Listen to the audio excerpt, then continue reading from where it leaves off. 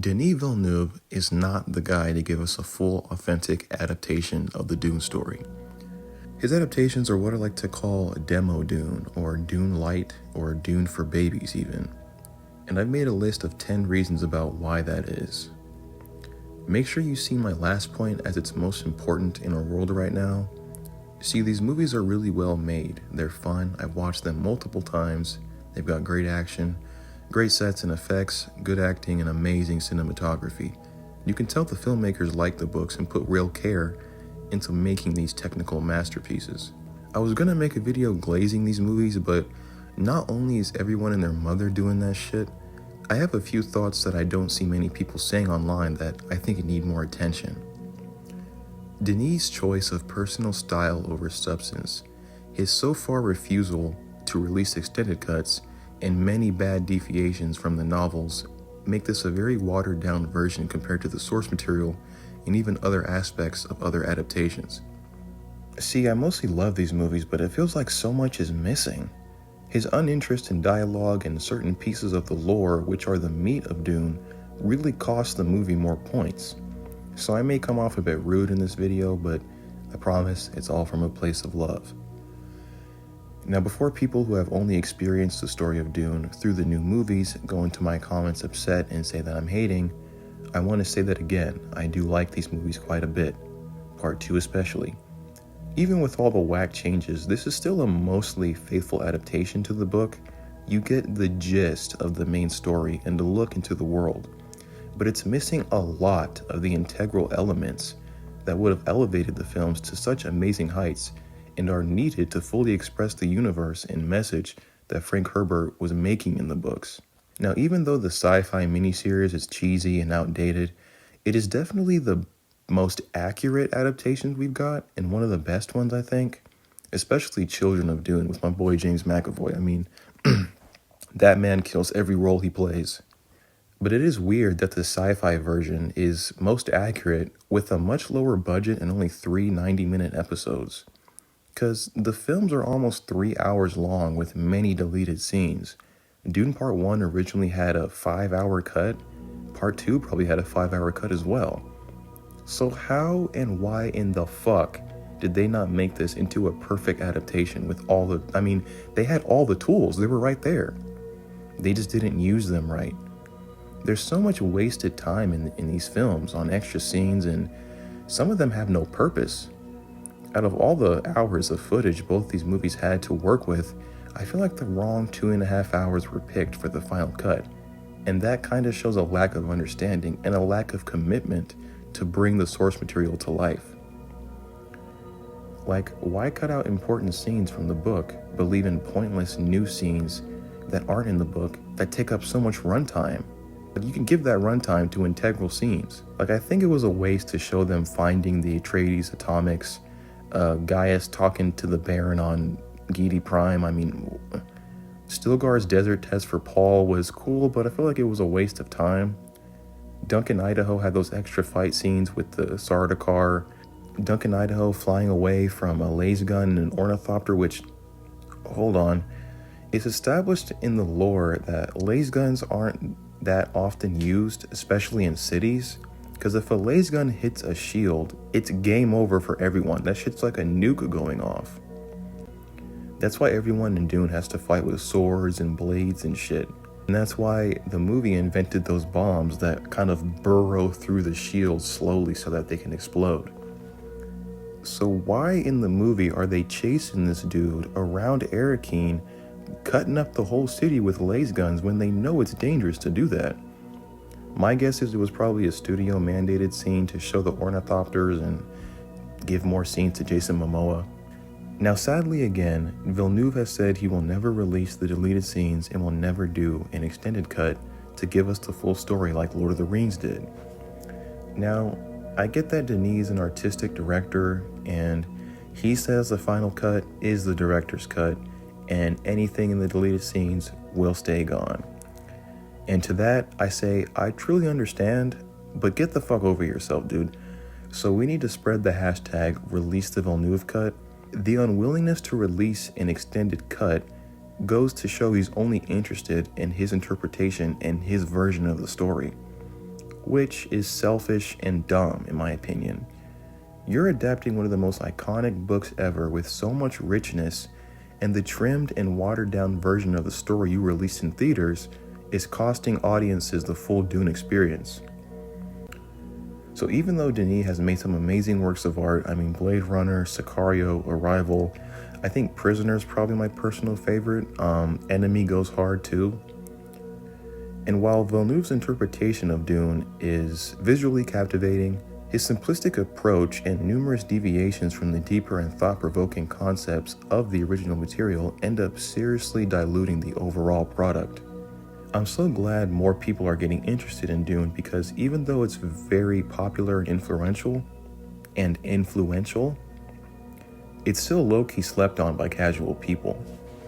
Even though I'm happy new fans are saying it's like the Empire Strikes Back, the best movie they've ever seen in years, and that Paul is their new favorite character, even seeing how he was a really big inspiration for my personal favorite character of all time, Anakin Skywalker. I'm still a bit disappointed that you guys are not getting the full, genuine Dune experience from these films, and think it's just a cool space adventure, when in actuality it's so much deeper than that. And it doesn't help newcomers either when you have popular YouTubers who review these movies and they kinda give the wrong impression about things. See, I like some of this guy's videos, but in his Dune reviews, he keeps pushing the idea that the books are super boring and flat, and the new movies are the best way to experience the story. He said the book only has 2 fight scenes and they're only a sentence each. He said Paul has a more active role in the movies than he does the books. He said that the movies add a lot more tension than the books, even though they removed the plot lines from the movie that were meant to create the tension. He described the entire last half of the book as, and then they just fought. He even said that the 1984 version was a worse movie because it was more accurate to the book, and not because of other reasons that made that movie bad. This is mainly unfortunate because new fans who have never read the book are taking this as fact when he doesn't really know what he's talking about, at least not fully. The books aren't boring, they're just not action-packed, and it's slow at the beginning and gradually speeds up to a climactic ending. Paul is not a more active character in the movies, it's actually the opposite. He's a more active character in the books, which we'll get into later. There are not just 2 fight scenes in Dune. I even saw someone else comment that on TikTok the other day. Anyone who's actually read the books knows there's like 4 or 5 fight scenes, and they're all at least a page or 2 long. And if you add all the little action moments throughout the book, it's closer to 7 or 8. And if I'm off, please correct me, but I know there's not just 2 fight scenes. The movie does not add more tension than the book either. I don't know where he got that. Because removing the extra scenes with the Harkonnens, removing the traitor plot, removing the extended conversation after the Ganja Bar with Paul, removing Yueh's full character, removing Thufir Hawat from the whole movie, those cuts do not add tension, because those were all points that were meant to create the tension in the first place. So I urge all you guys to go read the book for yourselves, and don't always listen to people even if they have a lot of subs and claim to like the book. Like, it's real weird because in the interviews, Denis made it seem like he was a mega fan of the book and often said that the novel was like their Bible on set. Now, the reasons we'll get into in this video, obviously that wasn't entirely true. This isn't going to be a breakdown of every single difference. If you want that, I highly recommend and suggest these channels right here. I like Dune Part 1 and 2 a lot, but there are so many dumbass changes and new scenes that waste precious screen time that could be used to elevate the films. But unfortunately, Villeneuve's Dune is great and has the essence of Dune, but falls short of capturing the full complexity, spirit, imagination, depth, and core of the original novels that I really wanted more people to experience. Let's start with arguably the biggest issue. Villeneuve's adaptation has a lack of attention to dialogue, lore, and storytelling. The man has gone on record saying, "Frankly, I hate dialogue. Dialogue is for theater and television. I don't remember movies because of a good line. I remember movies because of a strong image. I'm not interested in dialogue at all, pure image and sound. That is the power of cinema, but it is something not obvious when you watch movies today. So with this quote especially, it has become clear that Villeneuve's focus on visuals has come at the expense of other crucial elements of the story. Dialogue and inner monologues are what give us so much of the real meat that's in Dune.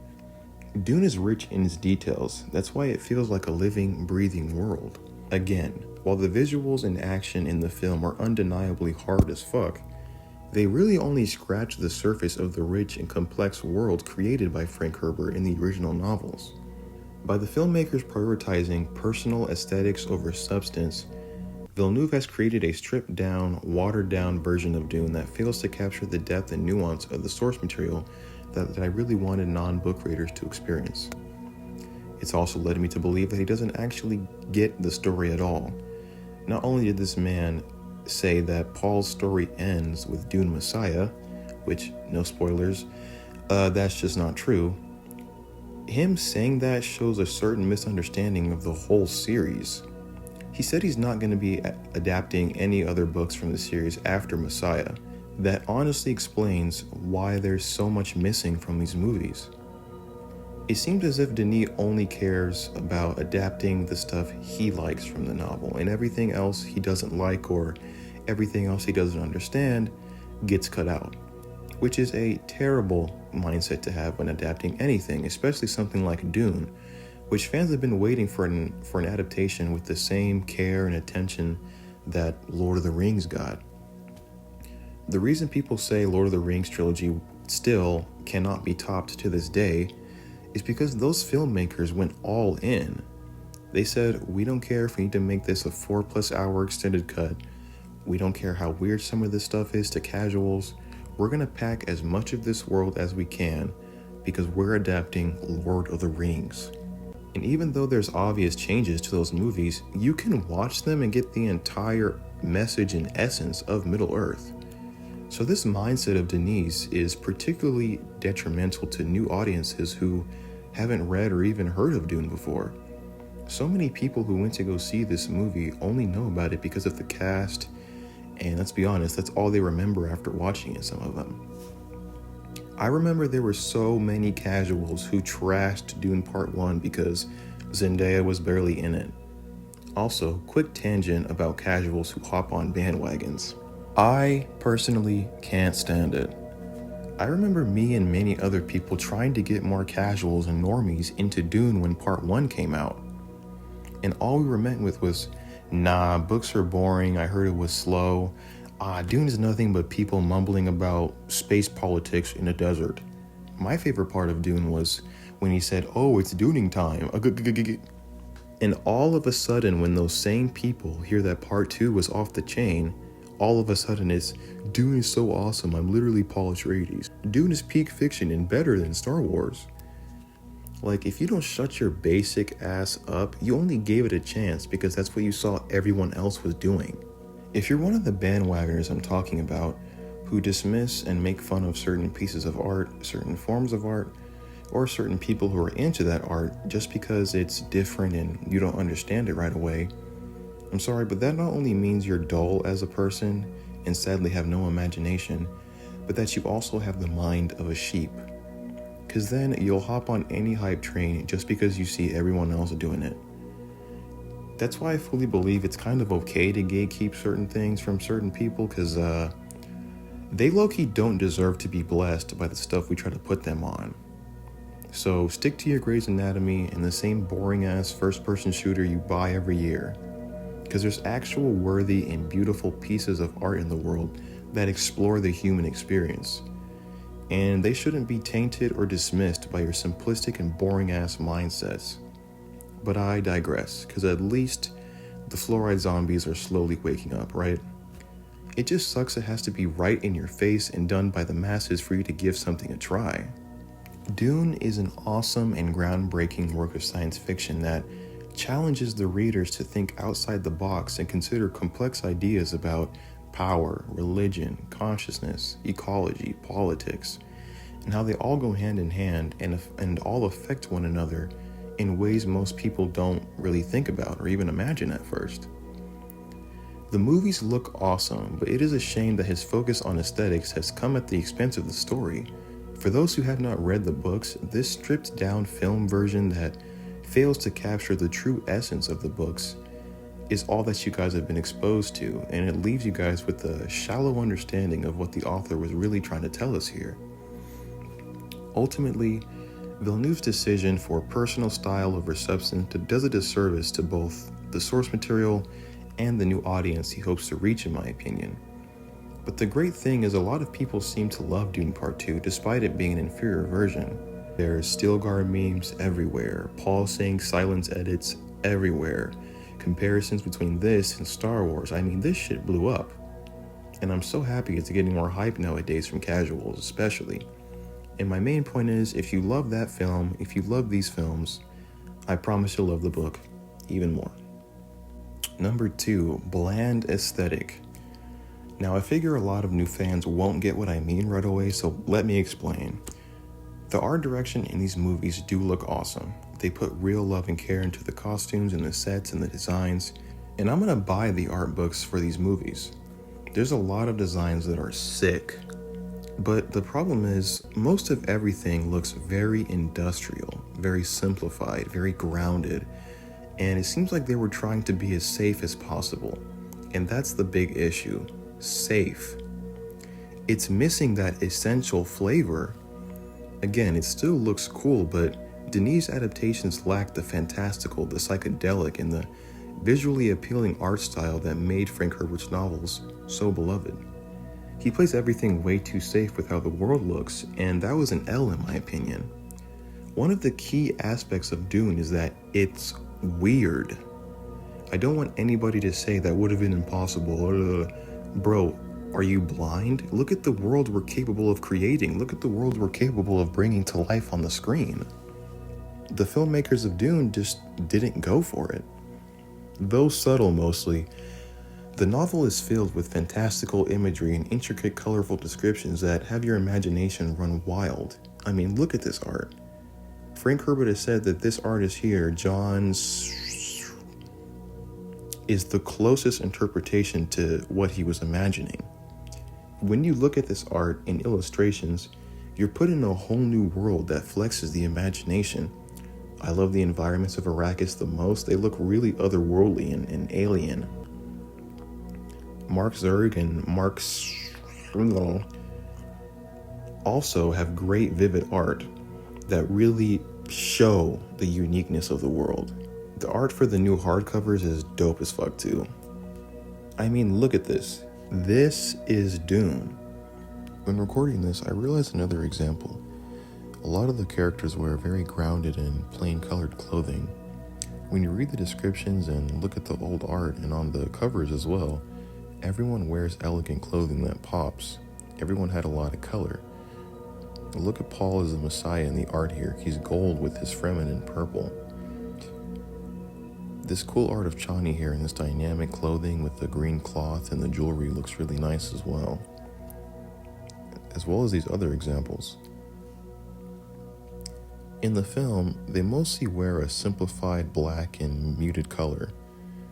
The designs and quality of these costumes are fantastic. I mean, they are really great. But the muted environments and costumes don't really pop as much as they could.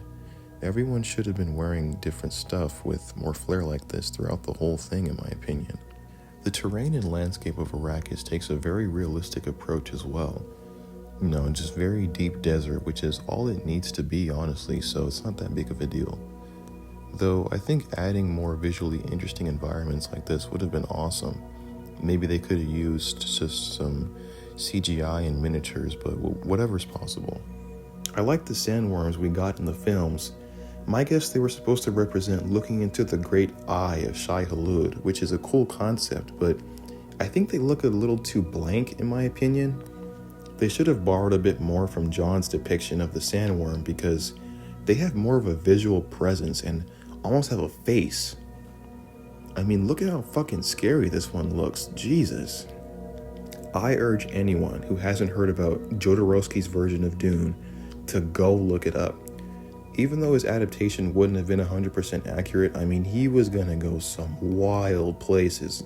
Seriously, go look at the documentary. But you can't deny the level of imagination and creativity that went into this beautifulness. It's beautiful.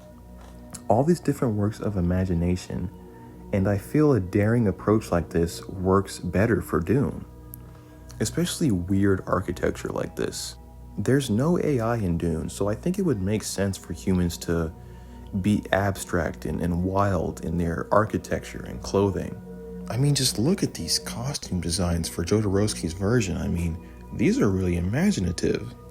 Everything pops, everything looks unique. Like, I've never seen costumes like this. I think my favorites have to go to Leto and Fade. I know a lot of people have only watched the movies are like, why does Fade look so feminine? That's just how he is. This is Fade right here. It's kind of giving that Griffith look, if you know what I mean. He looks elegant. The film industry is in dire need of a film with this commitment to make something new and weird. Something like Jodorowsky's approach. Something so weird and fresh to audiences that it really sticks with them and engages their imagination. 2020's Dune Part 1 and 2 would have been the perfect opportunity to finally do something like that. So I was a bit disappointed by the aesthetic that we got. By shying away from the weirdness of Dune and not trying to be daring, it kinda shows a misunderstanding of the assignment, in my opinion. Don't get me wrong, the film captures some of this with its awesome set design and CGI. My favorite eye candy scenes are the Gom Jabbar test. It looks like a nightmare, which was a better change from the book. The whole opening of part 2 was fire. The final fight where it's just two warriors fighting for the throne and that orange lighting was fucking awesome. The wall of sandworms and the long live the fighters cry was perfectly delivered. I love that part. All of that is awesome, but I can't lie, it still kind of falls short in bringing the novels to life. I'm not criticizing his ability behind the camera. I'm not criticizing the way he shoots the thing we're looking at. The cinematography itself is off the chain. Greg Fraser is gifted from God. I'm criticizing the look of the thing we're looking at. The industrial and grounded take on the universe is just not it for Dune, in my opinion. I mean, look at these comparisons. The movies feel very, very safe. Caladan is supposed to look like an insane paradise, yet here it's a very grounded castle. While I understand what they were going for with making a city with cube-like architecture that's protecting itself from the sun, Arrakeen looks very forgettable in my opinion. I wish they went a bit more daring with the architecture and environments in this adaptation. When you read the book and you look at this art, it looks amazing and lived in. In the book, the sandcrawler looks like a giant mechanical beetle that makes the ornithopters look like gnats next to them. The sandcrawler in the movie is just kind of a brown box. The landscapes of Arrakis just kind of look like Victorville and Jordan on Earth.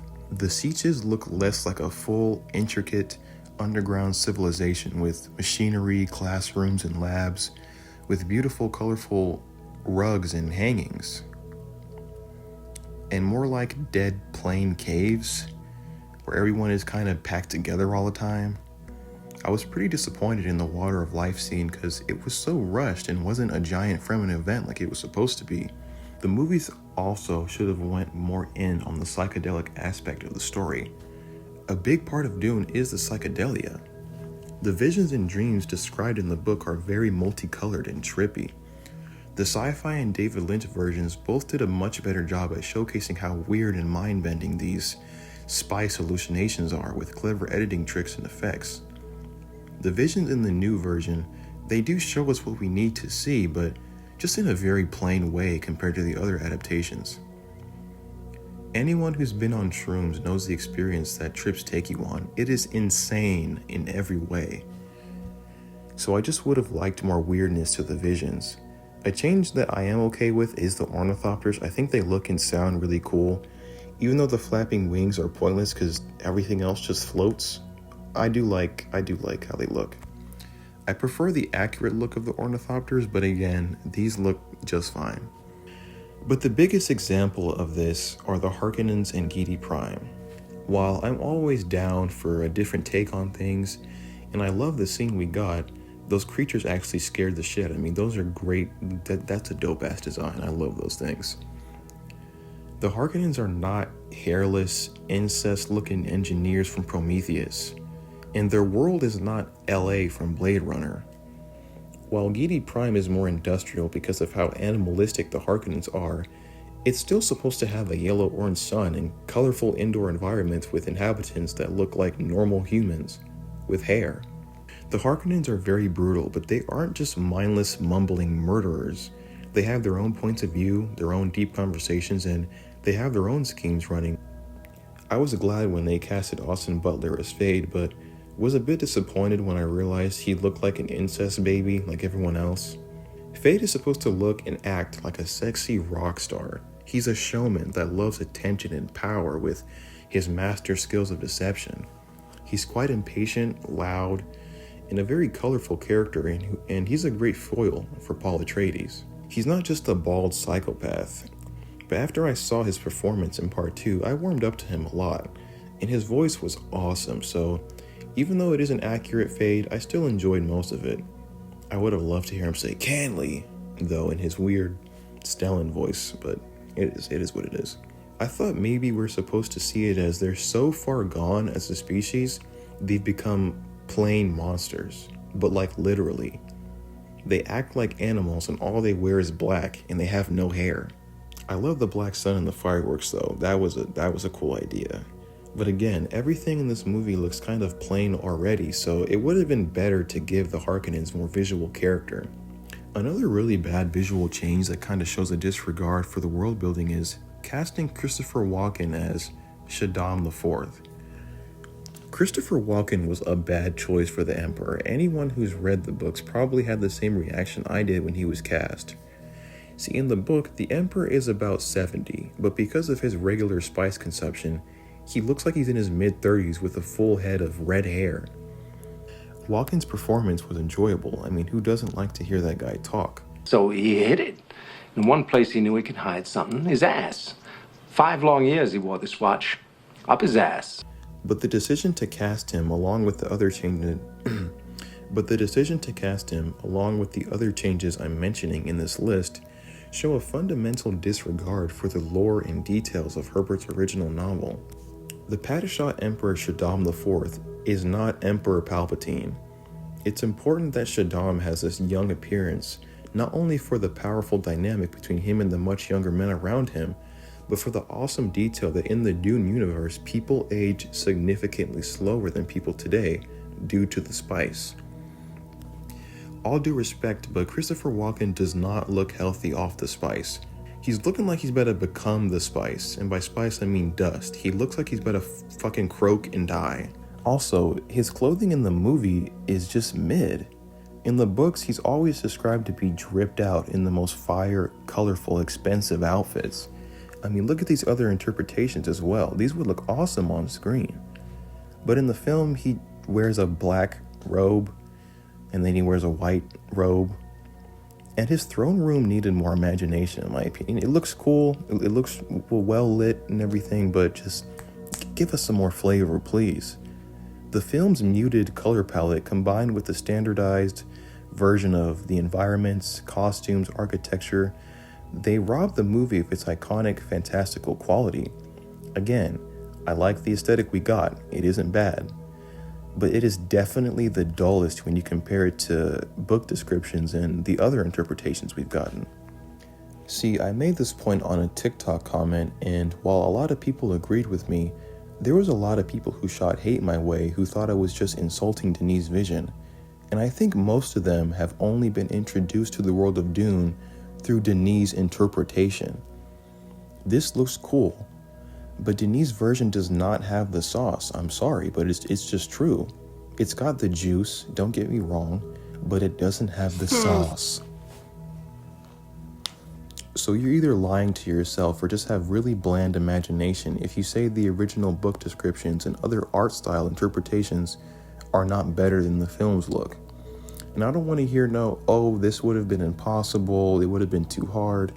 Who cares if Dune isn't weird? It's better that it's simple. All of that is bullshit, because Dune is and always has been weird. And if the filmmakers wanted to make this version visually wild, then they would have tried and they would have succeeded. I mean, hello, others have done it. But unfortunately, for this adaptation, they played it way too safe in my opinion.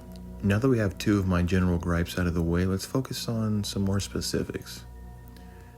Paul is robbed of his complexity and agency in these movies. In the films, he really struggles fighting Fade, and he comes off very sincere and does not want to manipulate the Fremen at all. And it is his mother that solely pushes him not only to take on the role of the Messiah, but to drink from the water of life, which all sends him further down the dark path, painting a picture that Jessica is the sole reason for Paul's change. Well, that couldn't be more wrong. In the novel, Jessica definitely went along with the fake prophecy knowing it was all a sham, and aided in the Fremen believing that Paul was the Lisan al-Gaib. She's definitely not innocent. But it was Paul's own conscious decisions to step into the savior role for his own goals. And it was his own idea to drink from the water of life knowing what it could do. And it was him who became hungry for revenge and even more power after the Sardaukar killed him and Chani's son. It wasn't a good idea to take away these important moments for Paul's development. There's a scene in part 1 that made me really facepalm. Paul and Jessica are in the storm, escaping the Harkonnens. Now, these storms usually kill everyone in them as they rip skin to bone and destroy a lot of the technology. And in the book, they have to fly into it. Paul controls his fear, using his piloting skills and his newfound ability of prescience to safely push and guide the ship through the storm without getting ripped to shreds. It's a very impressive feat that's almost impossible in the book. Yet in the movie, when they're in the storm, he just hears the voices of some old hags telling him to let go. So he lets go of the controls. The Thopter spins out. He falls asleep and then he wakes up fine? Like, what? That scene was about when we're in our worst of situations. And if we control our fear and use what we've learned to the best of our ability, we can survive almost anything. The movie tosses that whole scene and the whole message away for what? The idea of blind faith? Old lady advice that would get you and your mother torn to pieces? Dune isn't about getting power-ups from blind faith or magic. Everything Paul accomplished, everything that mentats do, everything that the Bene Gesserit do, all stem from the powers of the mind and the powers of the human being. The idea of the Kwisatz Haderach also needed to be more prominent in the films. See, Reverend Mothers can only look into the past of their female ancestors. Trying to look into the masculine past is too terrifying and it repels them. But the Kwisatz Haderach can look into both, which is why they get the idea of a mind that can be anywhere at once. There's an awesome scene in the book after Paul wakes up after taking the water of life. He sees everything and he forces his mother to look into that place they're so afraid of, which is a really cool scene. At the final confrontation, Paul low-key flaunts that he's the Kwisatz Haderach to Gaius. He tells her to look into that place where you dare not look and you'll find me there staring back at you. And Gaius is like, hey, you can't be talking about such wild shit in front of these normies. It's supposed to be a secret. And that's when Paul tells her to shut the fuck up with the iconic, silence! Don't try your powers on me. Try looking into that place where you dare not look. You will find me there staring back at you. You mustn't speak! I don't care if anyone says that movie's cheesy, that part was always cool to me. In the new version, she's just like, hey, don't destroy the spice. I love the way Tim delivered that line, but I like the OG a tad bit more. These changes may seem minor to non-book readers, but they have huge effects on the overall story and message, especially Paul's character and how he himself made his own decisions that led the universe to the Holy War. In Dune Messiah, it goes deeper on the concept of how the ruled powerfully influenced the rulers, of course, but taking away Paul's hard decisions in this film and replacing them with his mom made him do it or some old hags gave him a cheat code is just a real lame cop-out in my opinion. In the book, Paul is a thug from day one and only becomes colder as the story goes on. One of the dopest reasons Paul is so cold is because he knows the weirding way. The omission of the weirding way from the films was also a terrible, terrible idea in my opinion. It's one of my favorite parts of the book and a key piece as to why Paul and the Fremen and the Bene Gesserit just can't be touched. I mean, look at this definition. During close quarters combat, an individual adept at the weirding way was able to maneuver around and strike an opponent at unimaginable speeds. To the opponent and any other bystanders, the movement seemed almost like close quarter teleportation. This shit is fucking dope, and it perfectly explains why they're so badass, and also it's rooted in very realistic things. Because it even says, this teleportation-like effect was accomplished by altering one's perception of reality, and thus mastery of the weirding way required a dramatic shift in one's concepts of both space and time, and cause and effect. My mind affects my reality. That shit is off the chain. The Fremen are also really nerfed in this version as well. See, in the book, a small group of Fremen can kill 100 plus Sardaukar, and they'll only lose like 2 men. Now imagine those fighting skills plus the weirding way. They're unstoppable. They literally put intention and action into manifesting teleportation. That's basically what it is in a way. And this is how Jessica was able to put Stilgar in an instant headlock in the book. Jessica then teaches the weirding way to Paul. Now with Paul already being a mentat, trained by a Bene Gesserit, trained by the best fighters in the universe, it perfectly explains why he beats Jamis so easily, who was an insanely skilled Fremen fighter. And that's also why he says, no one can stand against me during that whole meeting, because it's an actual fact. He wasn't bragging at all. Paul cannot be defeated in a 1v1 by anybody in the book. And after Paul and Jessica teach the Fremen how to weigh weirdly, the Fremen become unstoppable, and that's how they were able to spread the jihad in the first place. The concept of the weirding way is not in the movie at all, unfortunately. And I don't want to hear no bullshit excuses like, no, it would have been impossible to do in live action, it would have been too weird for casual audiences, blah, blah, blah. No. The filmmakers just didn't want to include it, so instead of all that dope-ass shit with the weirding way and those dope-ass moments with Jessica and that cool part where she puts him in a headlock, who, again, Stilgar is a Fremen naive. He's a Fremen leader, and Jessica instantly puts him in a headlock when she was standing meters away.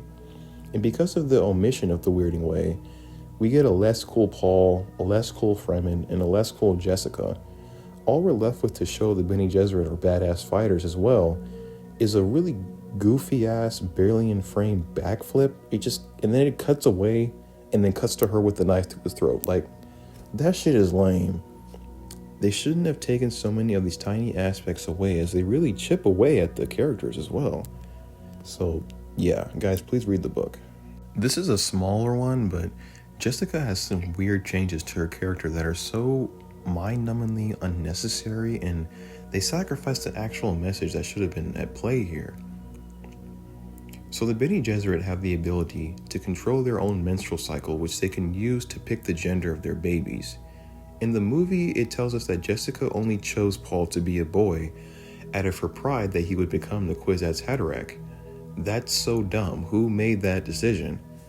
In the book, Jessica chose to make her child a male because she loved her Duke Leto and knew he wanted a son.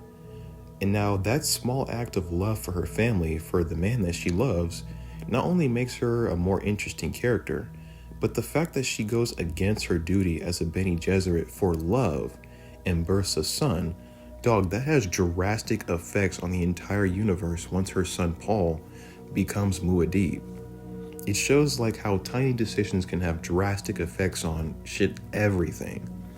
Yet the movie throws all of that away for just Jessica to say, "Oh, was I wrong?" You were told to bear only daughters, but you in your pride thought you could produce the Kwisatz Haderach. Was I wrong? What? And I also don't remember Jessica wanting the jihad to happen as badly as she did in these movies. She did want Paul to just accept the Messiah role at one point, but she never acted like its number one fan, so I didn't get that. Number 5, the mischaracterization of Dr. Yueh. I was so fucking disappointed they reduced my man to a one-note traitor in the movie. Dr. Yueh was not given the justice he deserved in the film, and it misses the whole point of that plot line. In the novel, Yueh is a complex and tragic figure who is forced to betray his friends that he loves in order to save his wife from the clutches of the terrible torture of Baron Harkonnen and Piter. Now, despite his actions, Yueh is ultimately portrayed as a hero who sacrifices his own life for the greater good. In the film, Yueh is reduced to a one-dimensional traitor who betrays his friends without any real explanation or justification.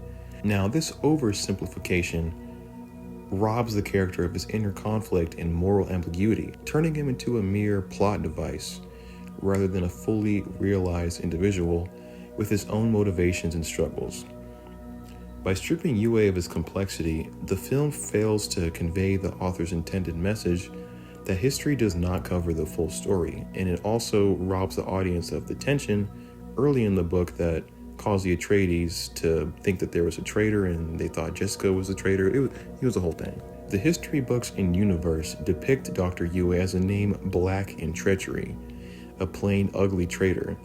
And that begs the question, what would you do in a situation like that? Because in actuality, while Yueh did betray the Atreides, which was, whack, he did everything he possibly could with the situation he was given. The Atreides were doomed regardless once they landed on Arrakis, but at least he made sure the Duke had a chance to kill the Baron with the poisoned tooth. He made sure Paul and Jessica got out safely so that they can one day hopefully take down the Harkonnens, and before Yueh dies from Piter stabbing him, he stares dead at the Baron, telling him, I haven't lost. You're gonna get yours sooner or later. I know it. And funny enough, it low-key scares the Baron. He's like, whoa, wait, what did he mean by that?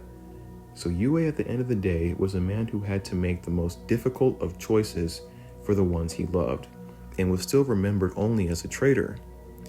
The film tosses all of that genius away for a corny ass, it was that one guy. It's especially worse when you look at how they marketed Yueh to have a much bigger role in the international trailers and in the posters and shit. Just for him to be a one-note traitor with 5 minutes of screen time, whatever. They should have left in his conversations with Paul and Jessica at least.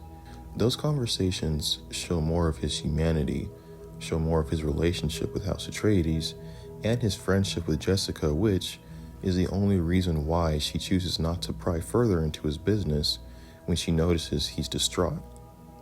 Before I get to the rest of the points, I really want to talk about something. We need to discuss the very small palm tree scene in part 1. Now, this is one of many changes that may seem small, but it shows a definite lack of understanding of the source material. Since again, these are conscious changes by the filmmakers. In the book, there are 20 palm trees outside of the Atreides' main house that take up an insane amount of water. 100 people could be given that water, but instead it goes to these rich people's palm trees. Now, before the Atreides moved to Arrakis, the Harkonnens ruled the planet and purposely planted those trees to maliciously flaunt their wealth to poor, thirsty civilians. The people of Arrakeen walk past and look at them with hate and jealousy. Such an interesting concept and piece of world building, right? So why does the film strip all of that away and replace it with, oh no, these trees are sacred? No, they're not. No, you don't give a shit. What the fuck? And by the way, rest in peace to this actor. He apparently passed away after filming this, so rest in peace to him. All right, number 7. This one's going to be kind of jam-packed, so go ahead and buckle up. Now, the exclusion of the time skip in part 2 was absolutely stupid in my opinion. There's so many important things that happen through this time skip that are completely cut out of the movie for no good reason. And let me remind you, these movies are almost 3 hours long, with 5-hour extended cuts. There's no reason to leave these things out. So let's go ahead and run through them. Let's start with Alia, or Aaliyah, however you want to say it. Taking her out of the movie was fucking ridiculous. Who thought that was a good idea? She serves as a key figure in the exploration of themes such as consciousness, awareness, past lives, and the nature of the self.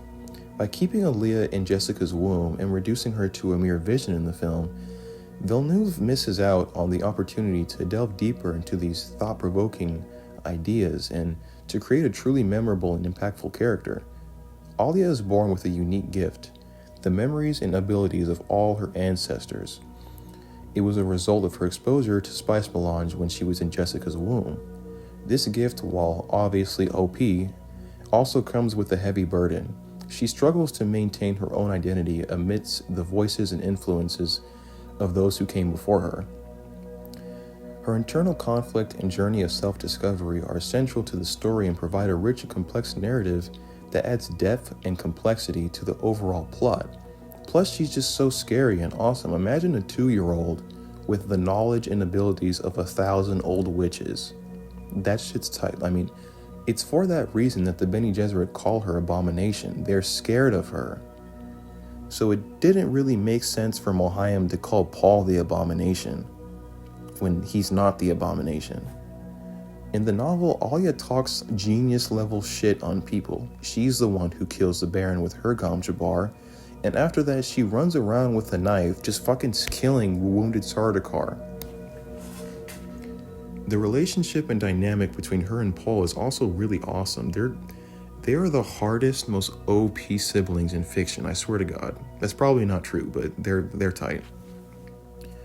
Alia would have elevated Dune Part 2 even more, and by taking her out of the movie, it feels like something important is missing, especially in those final scenes, and especially with the whole psychedelic nature of Dune.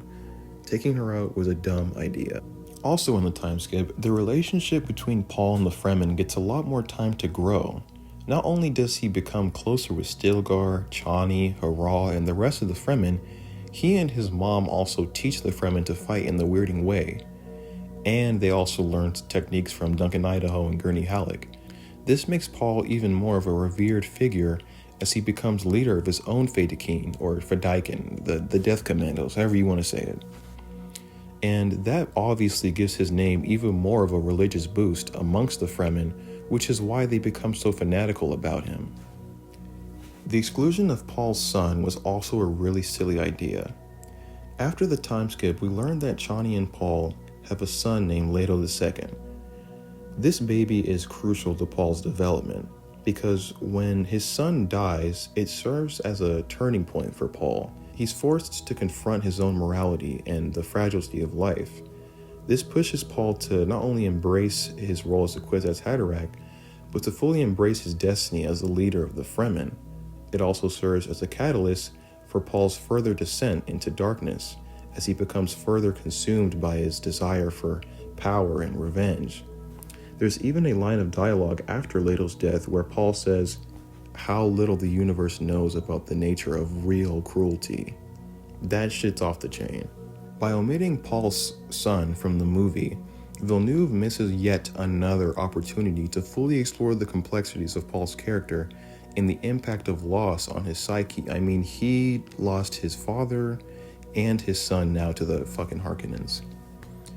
He had already drank from the water of life, which significantly changed him, and then on top of that, the death of Leto II is another pivotal moment in the novel that sets the stage for Paul's transformation into a colder, more ruthless leader.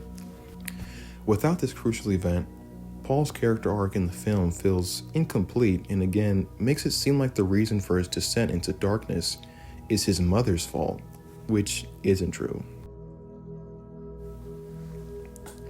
Now, this is one of the worst changes of the whole thing. I'm glad people love Stilgar, I love the memes, but they really did him dirty. In the books, he has a much more interesting role and his character is so complex, especially in later books. See, Stilgar always had Paul's back, and he had hopes that he would be the chosen one, but Stilgar was not a Paul Glazer from the start like he was in the film. And also, he wasn't ever a laughingstock like he was in the film either, for any reason. He was hesitant to believe that Paul was the Lisan al-Gaib, but again, he had hopes. Stilgar is Paul's friend and ally, and does not become a full Glazer until the end of the story, which has an impact on both of them. There was a lot more tension in the book when the Fremen kept wanting Paul to call out Stilgar, because they built up and showed themselves as homies. You can tell there was a real respect and friendship between Paul and Stilgar throughout the book. So when Paul realizes he's lost his true friend Stilgar to just another worshiper, it makes Paul feel even more alone, which pushes him to step into that Messiah role, since even someone he saw as his homie starts treating him like a god. So the decision to make Stilgar a worshiper from day one removes that really good bit of storytelling for him to just be a constant comedic relief. Also during the time skip, it showed more of the Fremen culture, with Paul having to take on care of Jameis's wife and kids after killing him. You get more of a sense of how life is living in a siege, with the different activities and roles they have as Fremen. Stilgar even has multiple wives. And also, the Fremen are more of a nocturnal society because of the hot sun. I think the movie should have showed more people at least breaking a sweat while in that heat. Now, before I get into my last two important points, here are some quick honorable mentions. Fade Routha was awesome in this movie. We all know that. I loved his fighting style. Austin Butler killed it with the voice especially. But I was a bit disappointed we didn't get to see Fade's deception skills. Seeing the movie, Fade's like a berserker almost. He was bullying Paul in that final fight, which was awesomely choreographed. The orange lighting with the lack of music was just off the chain. That was awesome. But in the book, Paul basically dog walks everyone he fights because of his training. Really, no one in the universe can take Paul in a 1v1. So the Emperor and his entourage decide the only way to defeat Paul is with treachery. They even had to get Thufir Hawat to try and get Paul with a poison dart. So Fade's only chance was to weaken Paul by stabbing him with a poison blade, which doesn't even end up working because this man Paul alters the fucking metabolism of his body to counter the poison. And then he stabs Fade in his brain through the bottom of his chin. I loved the fight that we got, but the inclusion of the deception and these little details would have made it even better. Paul getting the name Muad'Dib should have been a more scary moment instead of the light-hearted scene of camaraderie we got among the Fremen. Because Paul seeing the Jihad with Legion screaming his name really frightens him, and he tries to do certain things so that it doesn't happen that way. So when the Fremen say, hey, you gotta choose a name, and he unknowingly picks the name Muad'Dib because of a cute random mouse he saw, he's like, oh shit, and he realizes he might be locked into a terrible destiny, and he feels a real darkness over him. And he even tries to switch it up. He's like, I'll have my name be Paul Muad'Dib instead. Obviously that doesn't work, but having this extra scene of that scary moment would have been better. The Gom Jabbar scene was almost my favorite out of both parts, but the editing and the music ruined it, honestly. You have this fantastic scene where the actors are giving their all, and there's no music needed, just the looks on their faces and the intensity there. Then all of a sudden, the lady starts singing so loud, and then it distracts from the intensity of the scene, and it does a disservice to Tim's acting as well, because he goes in on this part, going fucking cross-eyed and shit. The loud visions he has don't help either, and it really doesn't help when Jessica is reciting the litany like, it's the little death that brings obliteration. Like, if you don't already know what the litany is, how can you tell what this chick is saying? But besides that, this is a 9 out of 10 scene. It would have been an 11 out of 10 scene if they included the whole conversation between Paul and Gaius and fixed the loud-ass, annoying editing. And while I do like the music in this version by Hans Zimmer, again, I wish they would have went more daring and psychedelic with the music. I feel the best OST that fits Dune is from the 1984 version, so you guys should go ahead and check that out. Another quick honorable mention is that the Baron is way worse and I think better in the book. The movie shows the Baron to be this evil rhino of few words, always dressed in black. But in the book, he's way worse. He thinks he's the shit and he's constantly talking.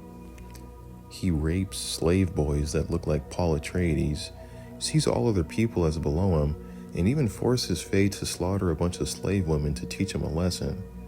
Also because I think he might have been jealous that Fade was fucking with the females. This is quite a bad one, but spice is not properly explained or explored in these films. The films will have you think all spice is an orange powder that turns your eyes blue and is essential for space travel. The spice melange is the most valuable commodity in the universe. It's a blue psychedelic drug that improves your health, extends your lifespan, and it literally enhances your consciousness. And above all that, it tastes like cinnamon. It's so addictive that the withdrawals will kill you.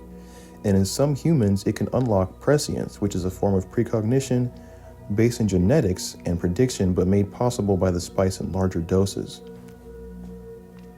Now, the Spacing Guild, who control all space travel in the universe, have these cats called navigators. Now, navigators are humans who have mutated through so much spice consumption and exposure to the spice that they look like fishmen who need to live in these tanks full of the shit. Literally, their job is to get so high off spice that they plot a safe course across the vast distances of space. I hope in Dune Messiah they get rid of these boring-ass designs for them, because I really need that boy Edric to be swimming around in a tank just talking shit. It'd be badass if he sounded like how they do in the 1984 version. We ourselves foresee a slight problem with in-house Atreides.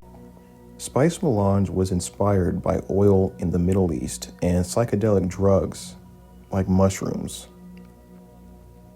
I'm not advocating anyone do shrooms or some shit, but I mean, anyways.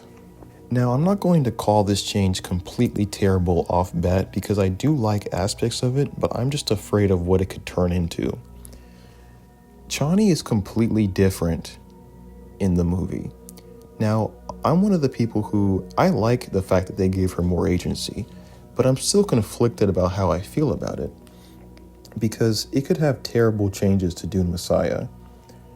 I do like how the film showed there are Fremen who think the prophecy is a lie, which is a good setup for events in Dune Messiah, but I was not expecting Chani to be one of the non-believers. Depending on how they go about it, the change in her character, it could probably enhance the story of Dune Messiah, honestly, and the relationship between Paul and Chani.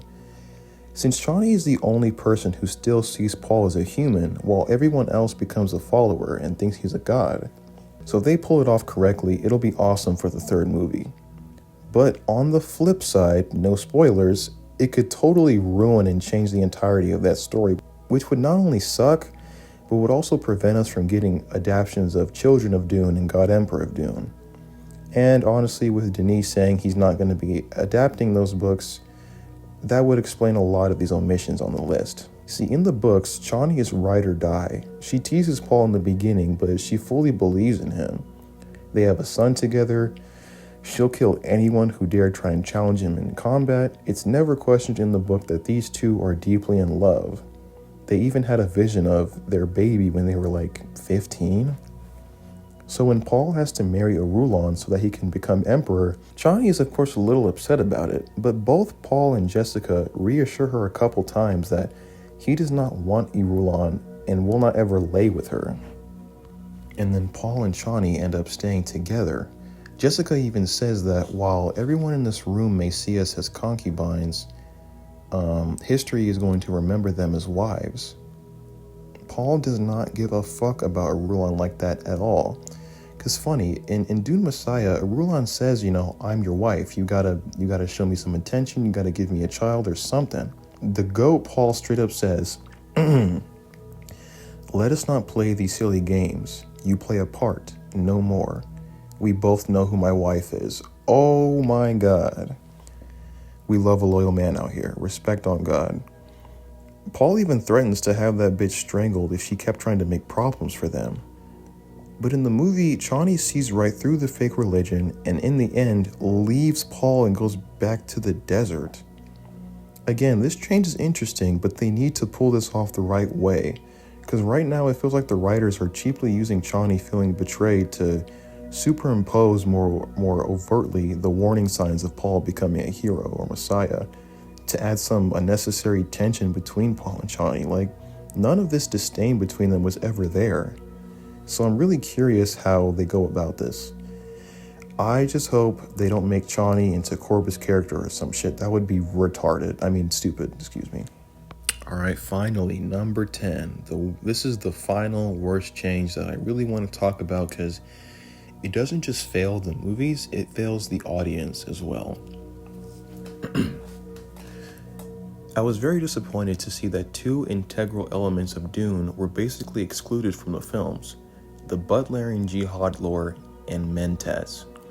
To anyone who doesn't know what those are, let me give a quick explanation. The Butlerian Jihad was a pivotal event in the history of the Dune universe, a war waged against artificial intelligence that resulted in the prohibition of all thinking machines.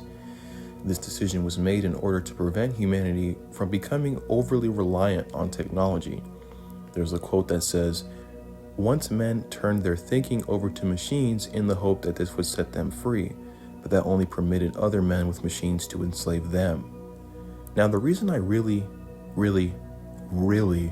want to stress this point is because this is a concept that is more relevant than ever in our modern world.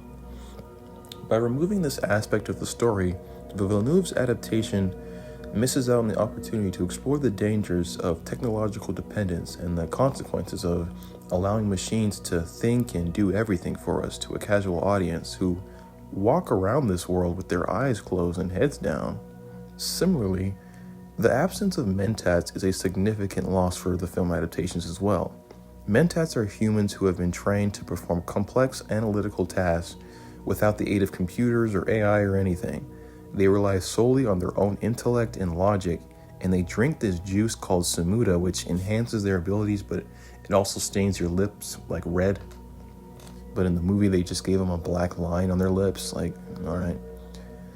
By showcasing the abilities of mentats, you can explore the power of human intelligence, the effects of psychedelic substances and how they can affect the brain, and the potential for greatness that lies within each of us if we were to really apply ourselves.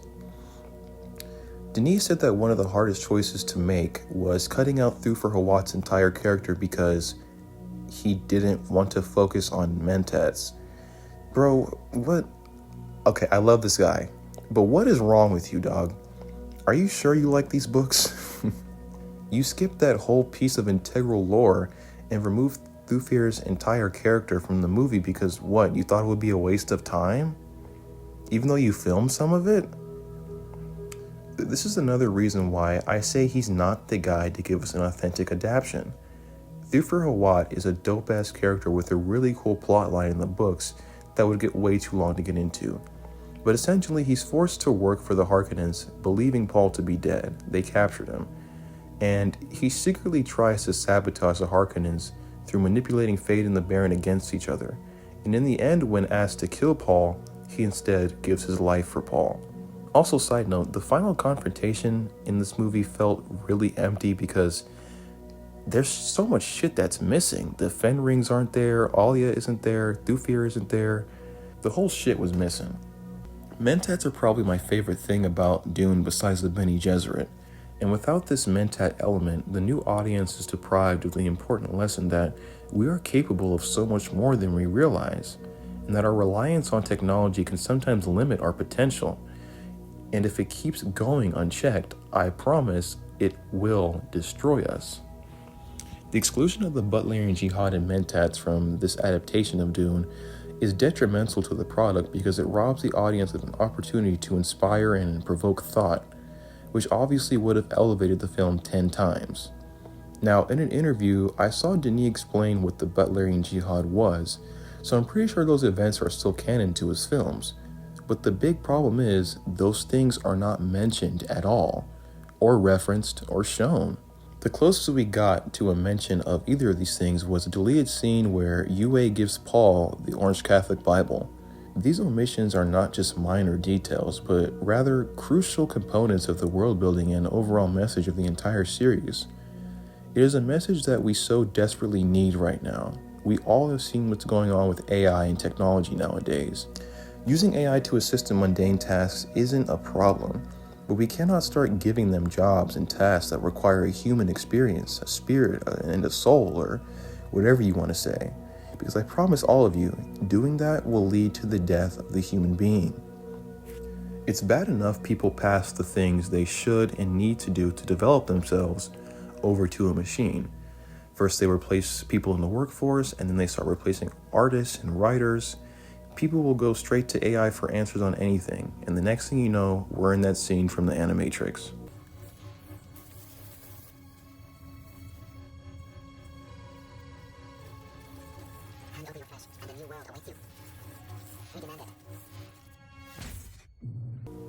I mean, dudes are really walking around with Oasis gear over their eyes, like, you know their pineal glands are cooked. I mean, look at this. Are we in fucking Ghost in the Shell? This shit is terrifying. Why aren't more people freaking out about this? You know damn well they already have a version of this that can fit into a fucking Batman contact lens, but they won't release that for a while. Because of course they're gonna turn up the fire on us frogs real slowly so that we don't jump out of the boiling pot with the realization and confirmation that these companies are trying to kill us.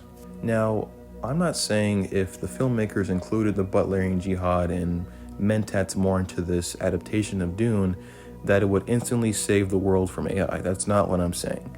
But it would definitely wake more mentally asleep people up to the fact that something like Skynet could very well happen. And we all have the power within us to prevent it. It is kind of funny though how when we're in an age where AI seems to be taken over, Hollywood makes another adaptation of Dune but leaves out the essential world-building elements and important lessons about the dangers of technological dependence. It kind of makes you raise your eyebrow, huh? All in all, I love Dune, and I had a really fun time with both of these new adaptations of Dune. Greg Fraser and Denis Villeneuve will forever deserve to be glazed for the work they did on these films, and for great reason. Timothée Chalamet absolutely killed it as Paul. He really cares about bringing this character to life. The way he delivers these lines are just incredible, and he will go down as iconic for this role. In fact, I'm going to go watch part 2 for the 3rd time after I upload this video. Two of the changes that I like a lot are how Jamis was shown to have been a friend of Paul. He would have been the one to possibly show him the way of the desert, but because of the choices Paul made, Jamis ended up getting killed. Another change I really like is the fact that Raban and Gurney had a final showdown. Even though Gurney killed him in 2 moves, it was a lot better than having him die off screen. So I don't want anyone thinking I hate or even dislike these movies. But it's clear that with everything I talked about in this video, by the filmmakers' decisions to change or omit many of the deep integral elements of the world building, characters, cool memorable moments, and concepts, make these adaptations feel like a mere teaser for the grander actual story. This adaptation fails to capture the true soul of Herbert's visionary novel and misses out on many opportunities to be daring, to break the mold and inspire creativity and provoke thought in its viewers. It's unfortunate a lot of the great bits of philosophy didn't make it into the movie either. But like I said at the beginning, I'm very happy this series is finally getting the hype it deserves among casual people. So spread the hashtag release the Villeneuve cut, please. And again, I don't know, I love the guy, but I don't know what Denis is tripping on, but the reaction to Dune Part 2 shows that people will watch an 8-hour version of his adaptation. So Denis, suck it up and release the extended cuts, pretty please. I hope you enjoyed this video, or at least something resonated with you. And I hope you have a good day, drink some water, make sure you're stretching, read more books, and please, in all endeavors of life, think for yourself. Like and subscribe, or don't.